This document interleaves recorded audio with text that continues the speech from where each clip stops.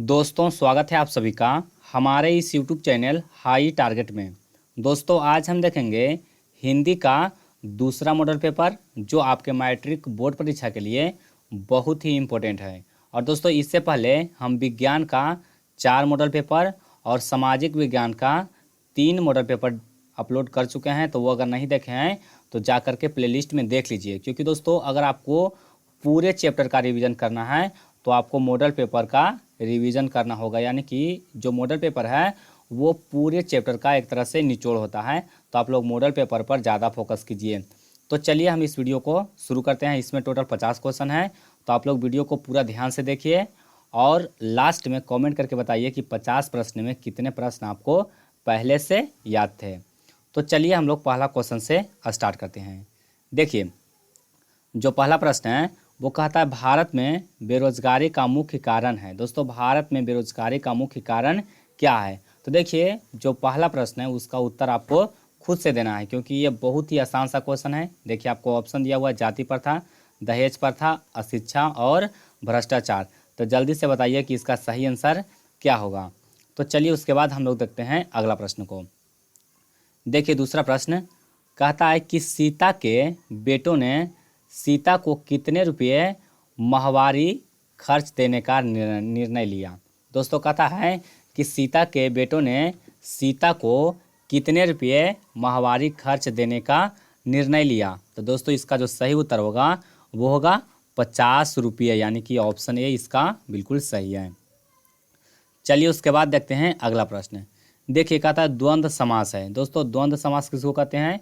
जिसका दोनों पद प्रधान होता है, जैसे दिन रात हो गया, माता पिता हो गया, ये सब जो बीच में डैश रहेगा उसको हम लोग द्वंद्व समास कहेंगे। यानी कि द्वंद्व समास का यह पहचानने का एक तरह से नियम समझिए। यानी कि डैश रहे जैसे किताब कॉपी, यानी कि किताब और बीच में डैश देकर कॉपी लिखा हुआ रहे, तो ये सब जो समास होगा वो द्वंद्व समास होगा। तो इस तरह से आप द्वंद्व समास को चिन्हित कर सकते हैं। चलिए उसके बाद देखते हैं अगला प्रश्न। देखिए चौथा प्रश्न ये भी मोस्ट इंपोर्टेंट है। देखिए कहता है दही वाली मगमा पाठ के लेखक है। दोस्तों दही वाली मगमा जो कहानी है उस पाठ के लेखक कौन है? तो हमारा उत्तर होगा श्रीनिवास। कौन है? श्रीनिवास है, यानी कि ऑप्शन ए इसका बिल्कुल सही है। चलिए उसके बाद देखते हैं अगला प्रश्न। देखिए पांचवा प्रश्न कहता है कि शुद्ध शब्द है। दोस्तों आपको 4 ऑप्शन दिया हुआ है और बताना है कि इसमें कौन शुद्ध शब्द है, यानी कि सभी में अभिलाषा लिखा हुआ है। तो आपको बताना है कि कौन सा अभिलाषा सही लिखा हुआ है। तो देखिए इसका जो उत्तर होगा वो ऑप्शन ए होगा, यानी कि शुद्ध शब्द आप देख कर पता लगा सकते हैं कि कौन शब्द है वो शुद्ध लिखा हुआ है। चलिए उसके बाद देखते हैं अगला प्रश्न। देखिए कहता है कि धरती कब तक घूमेगी कहानी किस लेखक द्वारा अनुदित है। दोस्तों धरती कब तक घूमेगी जो कहानी है उसका लेखक नहीं पूछ रहा है, इसका पूछ रहा है कि किस लेखक के द्वारा अनुदित है। यहाँ पर पूछा गया है अनुदित है, तो इसको आपको ध्यान में रखना है। तो दोस्तों ये किसके द्वारा अनुदित है? तो यह सांवर दैया के द्वारा अनुदित है। तो हमारा उत्तर क्या हो जाएगा? ऑप्शन बी हो जाएगा। चलिए उसके बाद देखते हैं अगला प्रश्न। देखिए कहता है कि घनानंद कवि हैं। दोस्तों घनानंद कवि है वो कैसे कवि हैं? तो घनानंद है वो रीति मुक्त कवि हैं। कैसे कवि हैं? रीति मुक्त कवि हैं, यानी कि हमारा सही उत्तर होगा ऑप्शन ए। चलिए उसके बाद देखते हैं अगला प्रश्न। देखिए कहता है जन्म से ही पागल थी। दोस्तों जन्म से पागल कौन थी? तो देखिए आपको ऑप्शन दिया हुआ है लक्ष्मी, पपाती, सीता, मंगू। तो दोस्तों जन्म से पागल कौन थी? तो जन्म से पागल थी मंगू, यानी कि ऑप्शन डी इसका बिल्कुल सही होगा। तो चलिए उसके बाद देखते हैं अगला प्रश्न। देखिए कहता है लेखक को मछली खाने से किसने मना किया। दोस्तों लेखक को, यानी कि मछली कहानी से प्रश्न पूछा गया है कि मछली कहानी में लेखक को मछली खाने से किसने मना किया था। तो हमारा उत्तर होगा माँ ने, यानी कि लेखक की माँ थी वो उसको मछली खाने से मना की थी, यानी कि ऑप्शन भी हमारा बिल्कुल सही आंसर है। और दोस्तों अगर आप लोग इस चैनल पर नए हैं तो चैनल को भी सब्सक्राइब करके आप लोग बेल आइकन को दबा लीजिए, ताकि आपको अगला वीडियो का नोटिफिकेशन समय से मिल सके। क्योंकि अब एग्ज़ाम में बहुत कम समय बचा हुआ है, तो अब आप लोग पढ़ाई पर पूरा फोकस कीजिए। चलिए उसके बाद हम लोग देखते हैं अगला प्रश्न। देखिए कहता है कि पंडित बिरजू महाराज, उसके बाद दिया हुआ है फिल इन द ब्लैंक। कहता है कि साल के थे तभी उनके पिता का देहावसान हो गया, यानी कि उनका पिता का मृत्यु हो गया था। तो दोस्तों जब पंडित बिरजू महाराज 9.5 साल के थे तब उनके पिता का देहावसान हो गया। तो यानी कि हमारा सही उत्तर क्या होगा, ऑप्शन ए होगा। चलिए उसके बाद देखते हैं अगला प्रश्न। देखिए कहता है कि स्वामी विवेकानंद ने वेदांतियों का वेदांती किसे कहा है। दोस्तों स्वामी विवेकानंद ने वेदांतियों का वेदांती किसे कहा है। तो दोस्तों इसका जो सही उत्तर होगा वो हो जाएगा मैक्स मूलर को। यानी कि मैक्स मूलर को स्वामी विवेकानंद ने वेदांतियों का वेदांती कहा है। चलिए उसके बाद देखते हैं अगला प्रश्न। देखिए 12 नंबर सवाल, ये भी मोस्ट इंपॉर्टेंट है। देखिए कहता है कि स्वर संधि का उदाहरण है। देखिए स्वर संधि कैसे पहचानेंगे, तो हम इसका संधि विच्छेद करेंगे और देखेंगे कि दो अगर स्वर का योग हो रहा है बीच में तो वह स्वर संधि का उदाहरण होगा। तो इसमें स्वर संधि कौन है, तो इसमें वधूत्सव हो जाएगा। क्या हो जाएगा, वधूत्सव। यानी कि यह स्वर संधि का एग्जाम्पल है। बाकी सबका संधि विच्छेद आप करके देख लीजिए। चलिए उसके बाद देखते हैं अगला प्रश्न। देखिए कहता है कि ललित निबंध है। दोस्तों ललित निबंध कौन है, मछली है या फिर नाखून क्यों बढ़ते हैं या फिर बहादुर है या फिर नौबत खाने में इबादत यानी कि ये चारों में ललित निबंध कौन है। तो दोस्तों हमारा उत्तर होगा नाखून क्यों बढ़ते हैं। दोस्तों नाखून क्यों बढ़ते जो पाठ है वो क्या है, एक ललित निबंध है। चलिए उसके बाद देखते हैं अगला प्रश्न। देखिए कहता है कि नौबत खाने में इबादत पाठ के केंद्र में है। यानी कि इस पाठ में सबसे ज़्यादा चर्चा किसके बारे में किया गया है, नौबत खाने के इबादत पाठ में। तो दोस्तों इसका जो सही उत्तर होगा वो हो जाएगा बिस्मिल्ला खां। किसका किया गया था, बिस्मिल्ला खां का किया गया था। चलिए उसके बाद देखते हैं अगला प्रश्न। देखिए 15 नंबर सवाल कहता है कि सर्वनाम के भेद है। दोस्तों सर्वनाम का भेद कौन कौन है, देखिए इसमें बताना है कि कौन सर्वनाम का भेद है। तो देखिए आपको ऑप्शन दिया हुआ है में संबंधवाचक, बी है द्रव्यवाचक, सी है व्यक्तिवाचक और डी है भाववाचक। तो इसमें सर्वनाम कौन है ये आपको बताना है। तो यहाँ पर सर्वनाम हो जाएगा संबंधवाचक। क्या है, संबंधवाचक। और यहाँ पर द्रव्यवाचक, व्यक्तिवाचक और भाववाचक क्या है, तो ये संज्ञा का उदाहरण है। किसका उदाहरण है, तो यह संज्ञा का उदाहरण है। इसको आपको ध्यान में रखना है। चलिए उसके बाद देखते हैं अगला प्रश्न। देखिए कहता है 3 बेटे की माँ है। यानी कि 3 बेटे की माँ कौन है, तो देखिए आपको ऑप्शन दिया हुआ है में मंगवा, बी है सीता, सी है लक्ष्मी और डी है पोपाती। तो दोस्तों इसका जो सही उत्तर होगा वो हो जाएगा सीता। दोस्तों सीता के कितने बेटा था, तो 3 बेटा था। चलिए उसके बाद देखते हैं अगला प्रश्न। देखिए कहता है कि निम्नलिखित में से सर्वनाम है, यानी कि सर्वनाम का उदाहरण कौन है। तो देखिए आपको ऑप्शन दिया गया है वह, उसके बाद दिया हुआ अच्छा, सी में दिया गया मोहन और डी दिया गया है माता पिता। तो देखिए सर्वनाम किसको कहेंगे, जो संज्ञा के बदले में आता है। जैसे राम घर जाता है, तो अगर राम के जगह पर हम लोग वह लगा देंगे कि वह घर जाता है, तो यह संज्ञा के जगह पर हम लोग लगा दिए वह को, तो वह क्या हो जाएगा, सर्वनाम हो जाएगा। और इसमें से तीनों को चेक कर लीजिए, तीनों को हम लोग नहीं लगा सकते हैं। चलिए उसके बाद देखते हैं अगला प्रश्न। देखिए कहता है कि रामधारी सिंह दिनकर रचित पाठ है। यानी कि रामधारी सिंह दिनकर द्वारा कौन सा पाठ लिखा गया है, यानी कि रचित किया गया है। तो दोस्तों यहाँ पर हो जाएगा जनतंत्र का जन्म। कौन सा हो जाएगा, जनतंत्र का जन्म। जो पाठ है वो किसके द्वारा लिखा गया है, रामधारी सिंह दिनकर के द्वारा लिखा गया है। चलिए उसके बाद देखते हैं अगला प्रश्न। देखिए कहता है कि द्रव्यवाचक संज्ञा का उदाहरण है। दोस्तों द्रव्यवाचक संज्ञा जिसमें द्रव और धातु का बोध हो, तो इसमें द्रव्य कौन है, तो देखिए द्रव्य यहाँ पर हो जाएगा तेल। यानी कि ऑप्शन बी यहाँ पर बिल्कुल सही है। चलिए उसके बाद देखते हैं 20 नंबर सवाल। देखिए कहता है कि सरहपाद की कृति है। दोस्तों सरहपाद की कृति कौन है, तो सरहपाद की कृति है दोहा कोश। कौन है, दोहा कोश है। यानी कि हमारा उत्तर क्या हो जाएगा, ऑप्शन ए हो जाएगा। चलिए उसके बाद देखते हैं 21वां क्वेश्चन। देखिए कहता है कि बाबा साहब भीमराव अंबेडकर का जन्म किस राज्य में हुआ था। यानी कि दोस्तों डॉक्टर भीमराव अंबेडकर का जन्म किस राज्य में हुआ था, तो उनका जन्म हुआ था मध्य प्रदेश में। कहाँ हुआ था, मध्य प्रदेश में हुआ था। तो हमारा उत्तर क्या होगा, ऑप्शन बी होगा।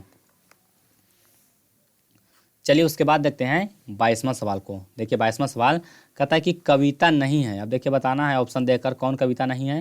तो देखिए एक वृक्ष की हत्या कविता है, लौट कर आऊँगा फिर कविता है, नौबत खाने में इबादत ये कविता नहीं है। तो दोस्तों हमारा उत्तर क्या हो जाएगा, ऑप्शन सी हो जाएगा। चलिए उसके बाद देखते हैं अगला प्रश्न।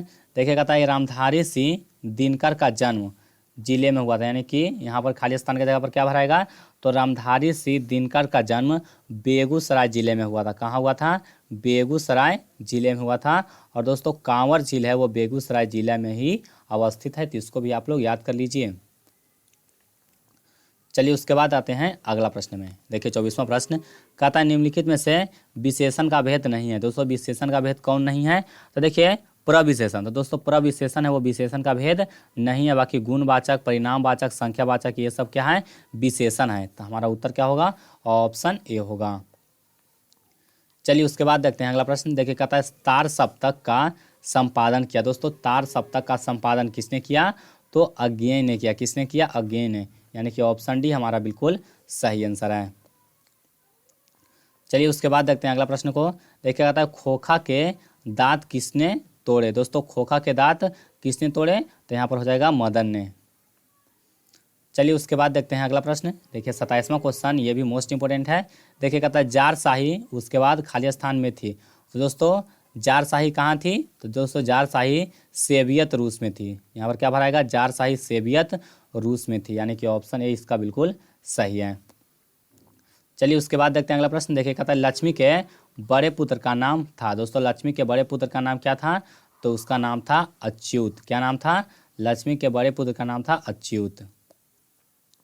चलिए उसके बाद देखते हैं अगला प्रश्न। देखिए 29वां सवाल कहता है कि एक वृक्ष की हत्या में कवि शहर को किससे बचाने की बात करता है। दोस्तों एक वृक्ष की हत्या जो पाठ है उसमें कवि शहर को किससे बचाने की बात करता है, तो नादिरों से। किससे, तो नादिरों से, यानी कि ऑप्शन सी यहाँ पर बिल्कुल सही होगा।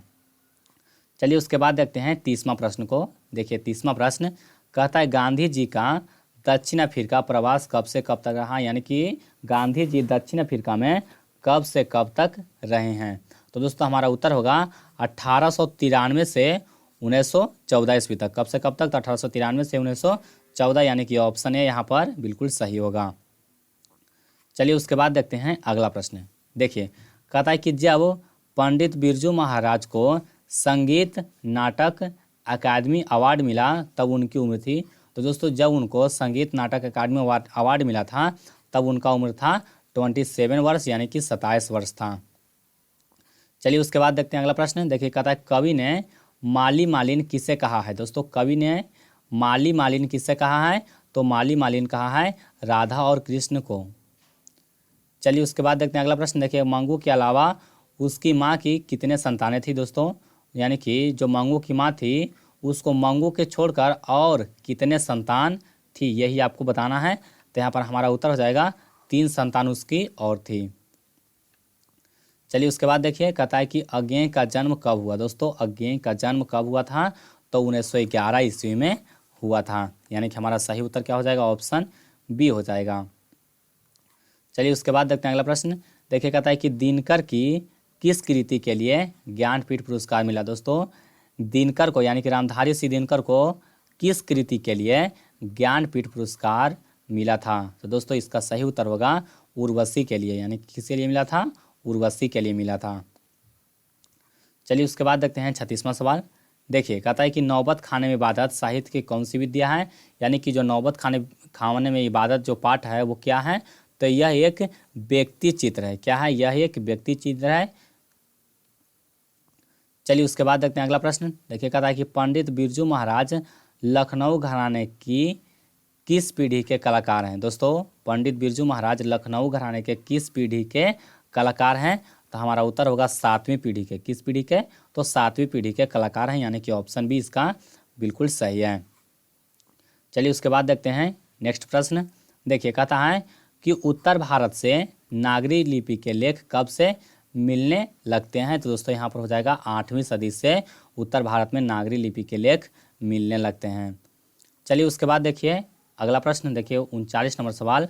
देखिए कहता है कि बहादुर को कितने रुपये की चोरी का इल्ज़ाम लगा था। दोस्तों बहादुर को कितने रुपये की चोरी का इल्ज़ाम लगा था, तो ये 11 रुपये का, यानी कि हमारा उत्तर क्या हो जाएगा, ऑप्शन बी हो जाएगा।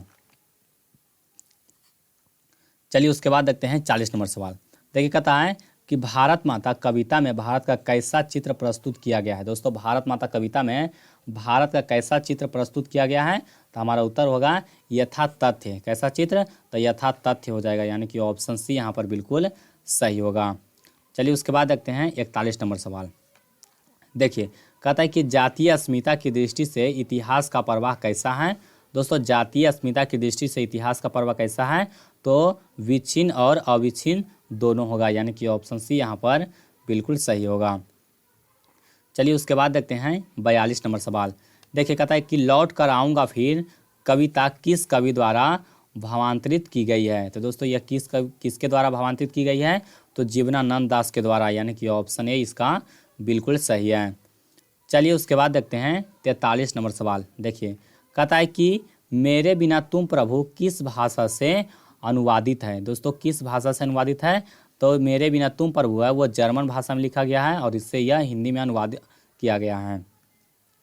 चलिए उसके बाद देखते हैं अगला प्रश्न। देखिए 44 नंबर सवाल कहता है कि दही वाली मंगमा कहानी किस लेखक द्वारा रचित है। तो दही वाली मंगमा का लेखक कौन है, श्रीनिवास है, यानी कि ऑप्शन ए हमारा बिल्कुल सही होगा। चलिए उसके बाद देखते हैं कहता है कि मंगमा के बहू का नाम क्या था। ये बहुत ही आसान सा क्वेश्चन है, उनके बहू का नाम था नज्मा। चलिए उसके बाद देखते हैं 46 नंबर सवाल कहता है कि ढहते विश्वास कहानी किस लेखक द्वारा अनुदित है। दोस्तों ढहते विश्वास कहानी है वो राजेंद्र प्रसाद मिश्र के द्वारा अनुदित है, इसको आपको ध्यान में रखना है, यानी कि ऑप्शन ए इसका बिल्कुल सही है। चलिए उसके बाद देखते हैं 47 नंबर सवाल। देखिए कहता है कि माँ कहानी किस लेखक द्वारा रचित है। तो दोस्तों जो माँ कहानी है वो ईश्वर पेटलिकर के द्वारा लिखा गया है, यानी कि ऑप्शन सी यहाँ पर बिल्कुल सही होगा। चलिए उसके बाद देखते हैं अगला प्रश्न। देखिए कहता है कि मंगू के माँ की कितनी संतानें थी। तो मंगू के माँ के टोटल 4 संतानें थी। दोस्तों पहले पूछा गया है कि मंगू के छोड़कर और कितने था, तो 3 था, लेकिन मंगू को मिलाकर टोटल कितना हुआ, 4 संतान। चलिए उसके बाद देखते हैं अगला प्रश्न। देखिए 49वां क्वेश्चन कहता है कि नगर कहानी किस भाषा से अनुदित है। तो दोस्तों नगर कहानी है वो गुजराती भाषा से अनुदित है, यानी कि ऑप्शन सी यहाँ पर बिल्कुल सही होगा। चलिए उसके बाद देखिए 50वां क्वेश्चन, और दोस्तों ये लास्ट क्वेश्चन है। तो जो स्टूडेंट लास्ट क्वेश्चन तक आ चुके हैं वो आप लोग कमेंट करके ज़रूर बताइएगा कि आपको वीडियो कैसा लगा, और कम से कम अपने 5 दोस्त में इस वीडियो को ज़रूर शेयर कीजिए, तभी इस वीडियो पर जितना ज़्यादा लाइक आएगा, जितना ज़्यादा व्यू आएगा, उसी के अनुसार हम जल्द से जल्द अगला वीडियो हम आपके सामने पब्लिश करेंगे। तो देखिए कहता है कि पपाती की उम्र क्या थी। दोस्तों पपाती की उम्र कितनी थी, तो यहाँ पर हो जाएगा 11 वर्ष, यानी कि ऑप्शन बी हमारा बिल्कुल सही आंसर है। तो दोस्तों उम्मीद करता हूँ कि ये वीडियो आपको पसंद आया होगा, और वीडियो पसंद आया तो वीडियो को लाइक कीजिए और इसको अपने दोस्तों में ज़रूर शेयर कीजिए। और अगर आप लोग पिछला मॉडल पेपर का वीडियो नहीं देखे हैं, हिंदी का पहला मॉडल पेपर और सामाजिक विज्ञान का और विज्ञान का मॉडल पेपर नहीं देखे हैं, 4 और 3 7 मॉडल पेपर हम अपलोड कर चुके हैं, और इसको मिलाकर कितना हो गया, 9 हो गया। तो जाकर के सभी को देख लीजिए, क्योंकि आपको अगर पूरा चैप्टर का रिवीजन करना है तो सभी मॉडल पेपर को जाकर के देख लीजिए, तभी आपका बोर्ड एग्जाम में अच्छा मार्क्स आएगा। तो आज के लिए बस इतना ही, मिलते हैं आपको अगले वीडियो में।